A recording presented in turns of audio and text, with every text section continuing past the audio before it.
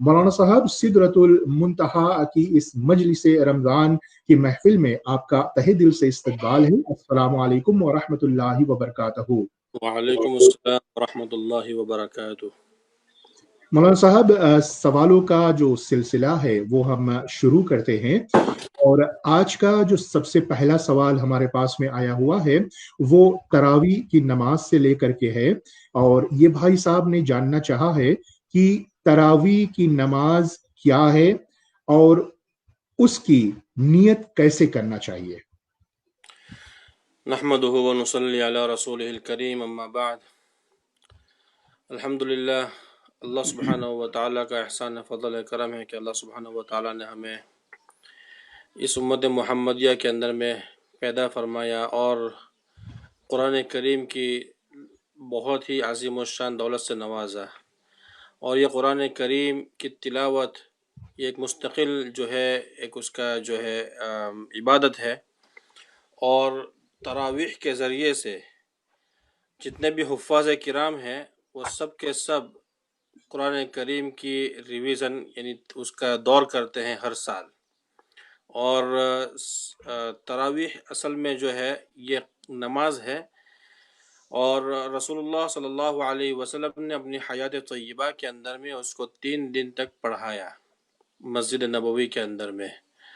फिर चौथे दिन बहुत जैसे पता चला लोगों को, जैसे जैसे पता चलता गया तो लोगों का बहुत ज़्यादा मजमा जमा हो गया। तो चौथे दिन रसूलुल्लाह सल्लल्लाहु अलैहि वसल्लम अपने हुजरे मुबारक से तशरीफ़ ही नहीं लाए बाहर। मतलब कि चौथे दिन नमाज नहीं पढ़ाई। और उसके बाद लोगों को कहा गया कि भाई अपने अपने घरों में जाकर के नमाज पढ़ लो। तो रसूलुल्लाह सल्लल्लाहु अलैहि वसल्लम ने बहुत सारी हदीस के अंदर में रमज़ान के अंदर में ये बताया है कि भाई मन क़ाम ईमान व इहतिसाबन गुफ़िर लहु मा तक़द्दम मिन ज़ंबी, या मन क़ाम रमज़ान ईमान व इहतिसाबन गुफ़िर लहु मा तक़द्दम मिन ज़ंबी, कि जो शख्स भी रमज़ान मुबारक के अंदर में क़ियाम करेगा तो उसके जो है गुनाहों की मग़फ़िरत हो जाएगी अल्लाह सुब्हानहु व तआला के ऊपर ईमान रखते हुए और सवाब की उम्मीद के साथ। तो बहुत सारी अहादीस के अंदर में क़ियामुल लैल और यानी रमज़ान के अंदर में नवाफिल के अहतिमाम के मुतालिक बातें बयान की गई है। इससे मंशा नबी सल्लल्लाहु अलैहि वसल्लम का ये था कि ये तरावीह के जो सुन्नत है उसको जारी रखा जाए, लेकिन रसूलुल्लाह सल्लल्लाहु अलैहि वसल्लम की हयात तय्यबा के अंदर में चूँकि वही का नुज़ुल होता था तो इस बात का अंदेशा था कि कहीं अल्लाह सुब्हानहु व तआला को ये अमल बहुत ज़्यादा पसंद आ जाए और उसकी फ़र्ज़ियत साबित न कर दे, यानी फ़र्ज़ हो जाएगा तो फिर रसूलुल्लाह सल्लल्लाहु अलैहि वसल्लम की उम्मत के लिए उसको बजा लाना बहुत ज़्यादा मुश्किल और दुश्वार हो जाएगा। तो रसूलुल्लाह सल्लल्लाहु अलैहि वसल्लम चाहते थे कि उसकी सुन्नियत बाक़ी रहे। बहरहाल जब हज़रत सल्लल्लाहु अलैहि वसल्लम का इंतकाल हो गया और हज़रत अबू बकर सिद्दीक़ रज़ियल्लाहु अन्हु का खिलाफत का दौर आया, तो इसी तरीके से लोग रमज़ान के अंदर में अपनी अपनी अलग-अलग नमाज़ें पढ़ते थे। और जब हज़रत उमर रज़ियल्लाहु अन्हु ने देखा तो फरमाया कि क्यों ना मैं उसको एक इमाम के पीछे जमा कर दूँ। अब देखिए खैरुल कुरून का ज़माना है, हज़रत उमर रज़ियल्लाहु अन्हु खलीफा राशिद है। तो हज़रत उमर रज़ियल्लाहु अन्हु ने सब जो भी पढ़ने वाले थे उनको उबई इब्न काब रज़ियल्लाहु अन्हु के पीछे जमा कर दिया और उनको हुक्म दिया गया बाकायदा कि रसूलुल्लाह सल्लल्लाहु अलैहि वसल्लम ने जिस तरीके से 20 रकात तरावी पढ़ाई थी इसी तरीके से आप भी 20 रकात तरावी पढ़ाए। तो इसके बाद से ये मशरूइयत शुरू हुई और जो है उसको सुन्नत मुअक्कदा का दर्जा दिया गया कि भाई ये सुन्नत मुअक्कदा है कि हर एक मसाजिद के अंदर में जितनी मस्जिदें हैं उसके अंदर में ये तरावीह का क़ियाम अमल में लाया जाए। अगर किसी मस्जिद के अंदर में ये अमल नहीं होगा तो उस सूरत के अंदर में जो बस्ती वाले होंगे वो जो है वो गुनहगार साबित होंगे, सुन्नत मुअक्कदा के छोड़ने के गुनहगार साबित होंगे। तो हर मस्जिद के अंदर में जो है जमात के एहतिमाम के साथ उसको अदा किया जाता है। और हज़रत उमर रज़ियल्लाहु अन्हु के ज़माने के अंदर में बड़े बड़े सहाबाए किराम थे और सब ने उसको जो है बइत्तिफ़ाक़ कबूल किया, क्योंकि उन्होंने सब सहाबा रज़ियल्लाहु अन्हु ने नबी सल्लल्लाहु अलैहि वसल्लम के दौर को देखा था और नबी सल्लल्लाहु अलैहि वसल्लम की मंशा को समझते थे। और हज़रत उमर रज़ियल्लाहु अन्हु ने सिर्फ़ उसको ये किया कि भाई उसको जारी कर दिया और एक इमाम के पीछे उसको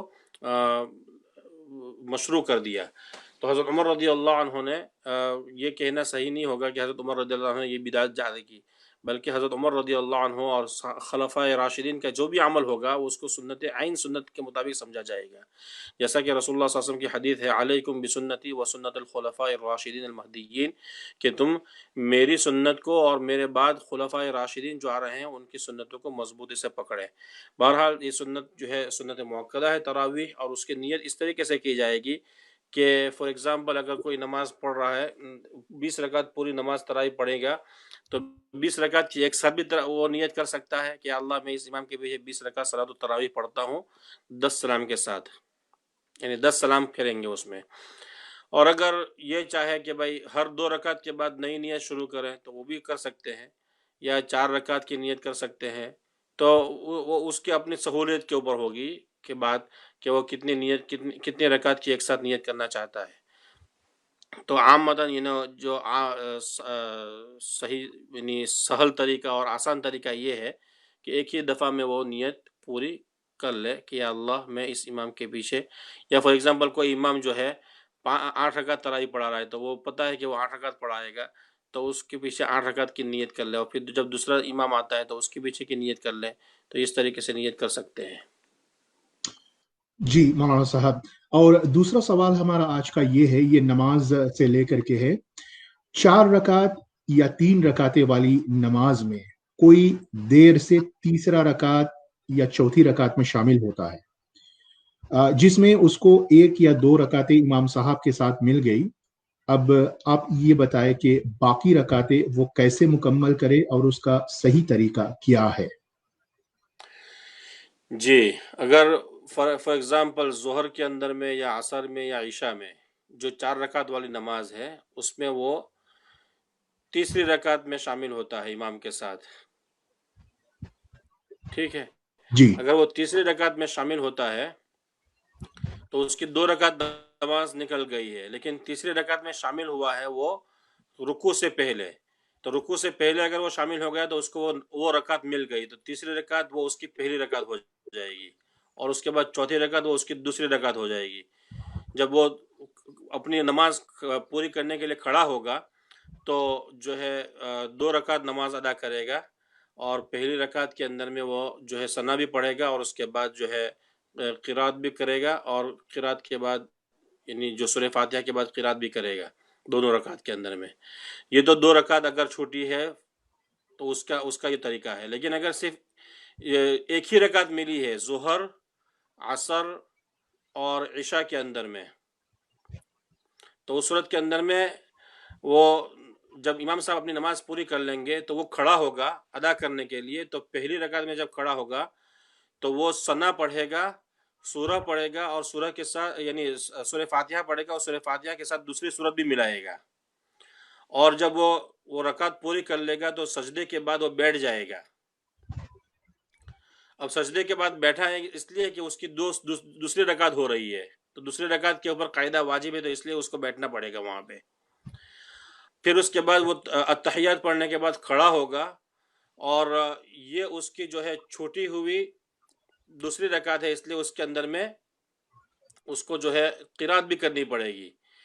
تو سورہ فاتحہ پڑھے گا، قرات پڑھے گا، اور اس کے بعد پھر وہ پورا رکوع سجدہ کر کے کھڑا ہو جائے گا، اور پھر آخری رکعت باقی رہ جائے گی، اور وہ اس کو جو ہے سورہ فاتحہ پڑھ کر کے اس کو رکعت کو مکمل کر لے. مغرب کی نماز کے اندر میں اگر اس کو صرف ایک ہی رکعت ملی ہے، یعنی 2 رکعت ختم ہو گئی اور اس کے بعد وہ شامل ہو رہا ہے اور تیسری رکعت کے اندر میں شامل ہو رہا ہے، تو چونکہ وہ اس کو ایک ہی رکعت ملی ہے تو اب وہ جو ہے امام کے ساتھ، امام جب سلام پھیریں گے تو پھر کھڑا ہوگا، اور بعینہ ہی اسی طریقے سے ثنا پڑھے گا، سورہ پڑھے گا سورہ فاتحہ، اور سورہ فاتحہ کے ساتھ دوسری سورت بھی ملائے گا، اور پھر جب وہ رکوع سجدہ کر لے گا تو سجدے کے بعد بیٹھ جائے گا. اور پھر واپس جو ہے جو کہ ابھی اس کی 2 رکعت ختم ہوئی ہے تو تیسری رکعت کے لیے واپس کھڑا ہوگا. تو اس صورت کے اندر میں اس کو وہاں پہ سورہ فاتحہ اور سورہ پڑھنے کے بعد پھر جو ہے واپس اپنی پورا رکوع اور سجدہ کر لے گا، سجدے کے بعد بیٹھ جائے گا. تو گویا کہ وہ مغرب کی نماز کے اندر میں تینوں رکعت کے اندر میں اس کو بیٹھنا مل گیا. لیکن طریقہ وہی ہے کہ انسان یہ سوچے کہ میری امام سے کتنی نماز جا چکی ہے. اگر اس کی 2 رکعت جا چکی ہے تو وہ جب کھڑا ہوگا تو اپنی 2 رکعت جو گئی ہے اس کو ادا کرے گا، اور اس کے اندر میں یہ بات مد نظر رکھے گا کہ بھائی ہر 2 رکعت کے بعد جو قاعدہ واجب ہے، قاعدہ اولا واجب ہے، تو اس کو واجب کو ادا کرے گا. جی جی مولانا صاحب، اس کے ساتھ میں ایک سوال اور آپ سے میں پوچھنا چاہوں گا کہ جیسے 3 رکعت یا 4 رکعت والی جو نماز ہوتی ہے، تو آپ یہ اس پر روشنی ڈالیں کہ 4 رکعت میں چاروں رکعت میں سورتیں پڑھنا چاہیے، یا پھر 2 رکعت میں سورت ہوتی ہے، یا 2 میں خالی ہوتا ہے، صرف سورہ فاتحہ ہوتا ہے. اور اس کے ساتھ میں آپ یہ بھی بتائیں کہ قرآن کی جو سورتیں ہیں اس کو ترتیب سے پڑھنا ہے، یا پھر کود کود کر پڑھ سکتے ہیں. مثال کے طور پر کسی نے سورہ اخلاص کی تلاوت کیا پہلی رکعت میں، اور دوسری رکعت میں سورہ فیل کی تلاوت کیا. آپ اس کے بارے میں ترتیب سے بتا دیں. جی جب 2 رکعت والی نماز ہے، یا 4 رکعت والی نماز ہے، یا 3 رکعت والی نماز ہے، یہ جو فرض ہے، تو اس کے فرض کے اندر میں پہلی 2 رکعت جو ہے نا، اس کے اندر میں قرات واجب ہے، قرات بھی فرض ہے. تو قرات کا مطلب یہ ہے کہ سورہ فاتحہ پڑھیں گے اور اس کے بعد جو ہے کوئی سورہ اور بھی ملائیں گے. تو پہلی 2 رکعت جو ہے اس کے اندر میں سورہ فاتحہ کے ساتھ دوسری سورت کو ملا کر کے پڑھنا پڑے گا. تو یہ واجب ہے. اور اس کے بعد جو ہے دوسری 2 رکعت کے اندر میں صرف سورہ فاتحہ ہم پڑھ لیں گے، اس کے ساتھ سورہ نہیں پڑھائیں گے. اگر 3 رکعت والی نماز ہے تو تیسری رکعت میں صرف سورہ فاتحہ پڑھیں گے. اب اگر جو ہے ترتیب کے ساتھ جو قرآن کریم کے اندر میں صورتیں ہیں، اسی ترتیب کے ساتھ ہم کو نماز کے اندر میں بھی پڑھنا ضروری ہے. یا اگر جان بوجھ کر کے اس طریقے سے کریں گے تو وہ صحیح نہیں ہوگا. لیکن اگر غلطی سے فار ایگزامپل ہم نے سورہ فاتحہ کے بعد سورہ فیل پڑھا اور دوسری رکعت کے اندر میں سورہ عصر پڑھ لیا، تو یہ غلطی سے اگر اس طریقے سے ہو گیا تو اس صورت کے اندر میں کوئی نماز کے لوٹانے کی ضرورت نہیں ہے، لیکن صرف مکروہ ہوگا، اس کو مکروہ سمجھا جائے گا. لیکن اس کی عادت بنا لینا یہ صحیح نہیں ہے. اگر غلطی سے کبھی ہو گیا تو ہو گیا. جی مولانا صاحب، آخری سوال ہمارا آج کا یہ ہے کہ سنت موقدہ، آپ اس کے بارے میں بیان کریں کہ سنت موقدہ کیا ہے. سنت موقدہ یعنی جو سنت ہے رسول اللہ صلی اللہ علیہ وسلم کی، وہ ہر ایک سنت ایسی ہے کہ اس کو جو ہے چھوڑنا مناسب نہیں ہے. تو سنت موقدہ اور سنت غیر موقدہ یہ 2 چیزیں ہیں. سنت موقدہ تو بالکل یعنی ایکسٹریملی ریکمینڈیڈ، کہ جس چیز کی حضرت صلی اللہ علیہ وسلم نے، نبی صلی اللہ علیہ وسلم نے اکثر پابندی کی ہو، اور اس کے پابندی کو جو ہے لوگوں کو انکریج بھی کیا ہو، اور کسی نے اگر چھوڑ دیا ہو پابندی تو اس کو لائق ملامت بھی سمجھا گیا ہو، یعنی اس کے اوپر ملامت کرنے کو بھی مناسب سمجھا گیا ہو. تو ایسی سنتوں کو سنت موقدہ کہتے ہیں. اور جو سنت اسی ہے کہ جس کے اوپر نبی صلی اللہ علیہ وسلم نے اکثر جو ہے عمل کیا ہو، لیکن کبھی کبھی چھوڑ بھی دیا ہو، اور اس کو چھوڑنے کو زیادہ یعنی ملامت کے قابل نہ سمجھا ہو، تو اس کو سنت غیر موقدہ کہتے ہیں. جی مولانا صاحب، بہت بہت شکریہ. آج کے ہمارے اتنے سوال تھے جو ہمارے لوگوں نے آپ تک پہنچایا ہے، گزارش کی تھی، اس کے لیے بہت بہت شکریہ. جزاک اللہ. کل اسی وقت انشاءاللہ پھر ایک بار ملاقات ہوگی. جزاکم اللہ خیر. شکریہ. السلام علیکم. وعلیکم السلام.